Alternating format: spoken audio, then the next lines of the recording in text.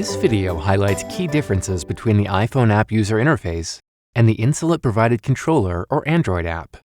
We'll look at the following features: the home screen, status icons, and sheets. Let's begin with reviewing home screen navigation. The home screen provides information about your glucose values, trends, and insulin delivery, and allows you to access the Smart Bolus calculator and menu. While the information is the same for the iPhone app, the location and how you navigate is slightly different. The location of the mode indicator is changed, as is the location of the menu button and the notifications bell. Here's information on insulin on board, also known as IOB, which is the amount of insulin still active in the body from previous bolus or basal insulin delivery. Here are the remaining changes for iPhone: how the bolus button looks, where you can find last bolus information, and sensor values and trend arrows. When you have an active sensor, the sensor values are displayed on the Dashboard tab of the home screen for the Android app and controller. For the iPhone app, the sensor values can be viewed in the center of the home screen.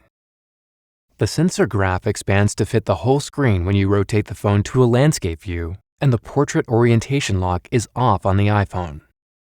The sensor graph on the iPhone app allows you to see additional information by tapping on the icons. Let's compare tabs versus status icons and sheets. At a quick glance, the Dashboard, Insulin, and Pod tabs provide information about recent insulin delivery and active pod use unique to Android. The iPhone status icons and sheets provide information about your system status. Let's take a closer look. On the top right corner of the home screen, various status icons display that you can tap for information about your insulin.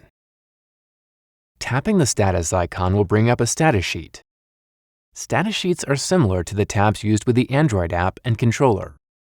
For example, they show you information about the time or insulin remaining in your pod, or the time remaining on your activity feature, or temp basal information and status. Note that you are also able to cancel programs from these status sheets. If you've used Omnipod 5 before and are switching to the iPhone as your new device, you'll need to go through first-time setup again. Insulin delivery history from your previous pods will be lost, and adaptivity will start over. You can enter the basal settings from your previous device as you go through first-time setup again. Keep in mind that starting with your first pod on your new device, the system will estimate your TDI by looking at your active basal program from manual mode and set a starting baseline called the Adaptive Basal Rate from that estimated TDI. Be sure to discuss your current TDI with your healthcare provider.